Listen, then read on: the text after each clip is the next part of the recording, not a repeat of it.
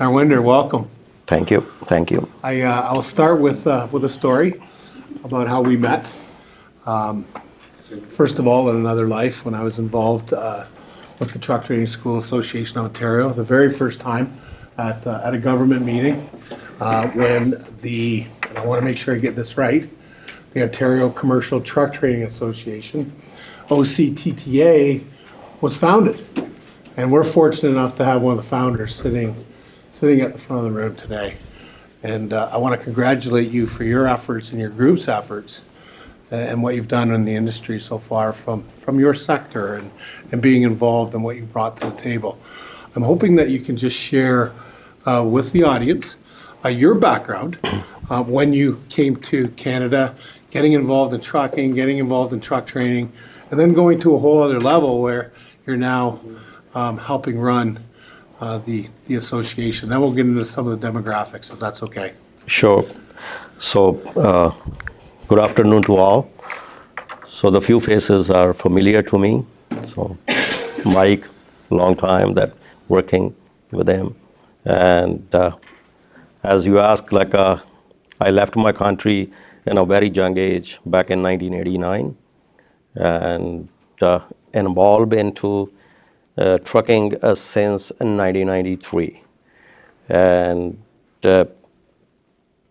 I started my career as a driver from BC, and the first job that I started as a truck driver, the company based in Winnipeg, Arnold Brothers, everybody may knows. So, did you go to their school? Because they have a school as well out there, Arnold Brothers. Arnold Brothers, no, but they actually recruit me at 2 weeks, right? So they had the program. So Bell programs, they recruit the new drivers. I think now which we can say, are slowly disappearing, right? So they don't have a school anymore? No. They closed the school? Yeah, they closed the schools because there's a lot of things happening since then till now. So anyway, it's then I moved to Ontario. So, and in Ontario, I started as a driver, my career with the Mackie Moving Systems.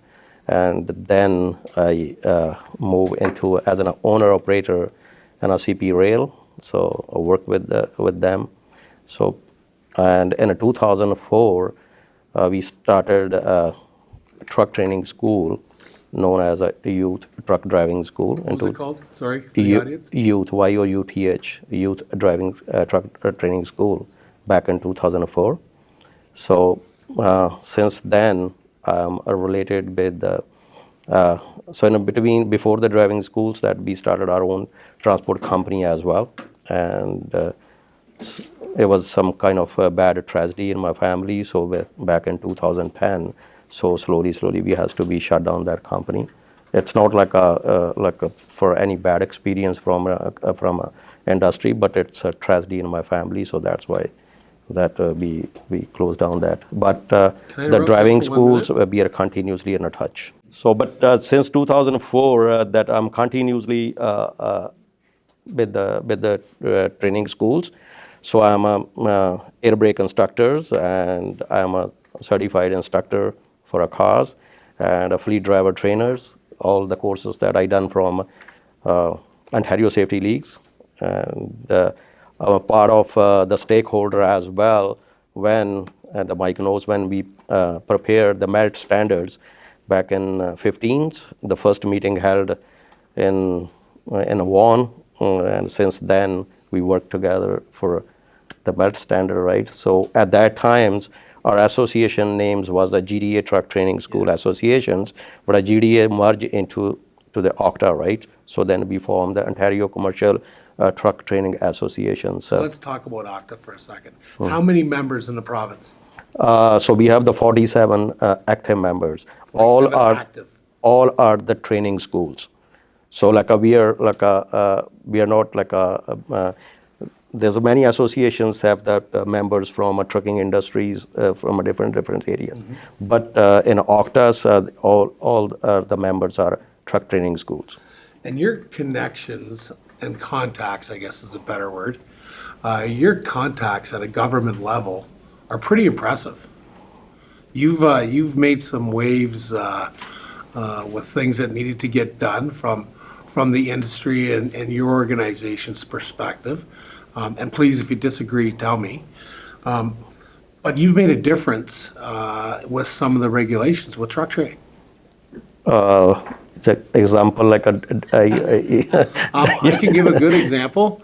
I think it was pretty clear when the standard and synchronized transmission issue was on the manual table. that I'm going for that, the manual transmission you're saying, right? Please comment. We didn't oppose, like we didn't say that we are against that manual transmission, because if you ask me, because I remember the day when I drove the automatic transmission, right? Soon as I out from the yard, I scared like hell, right? It looked like that is running away from me, right? So I was continuously looking, where's my shifter, right? So we are not against, our associations are not against that. But at that times, we came out from the COVID. So what we ask some extensions, right? Mm-hmm. So some time of the extensions. Mm-hmm. So, and that everybody was agreed on extensions, and whatever the day we choose in the first, after a year, the same day, the same date, at the manual transmission starts, right? But my question is, since then, are we follow that? Great question. That's the problem, right? We go after as a lobbyist for some things, but once that things come in effect, so we not follow that, right? So there's after that there's lots of loopholes comes out, right? And simply I can address here, how many examiners hired by Serco, they know how to drive the manual transmissions? Zero, right?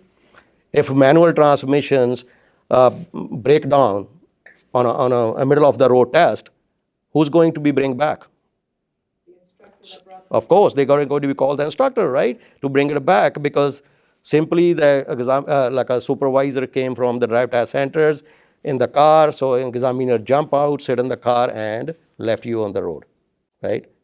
So, and there's a lot of industries people sitting here. So how many people use the double clutch while they're driving, right? So no, while you're driving actually in the industry, right?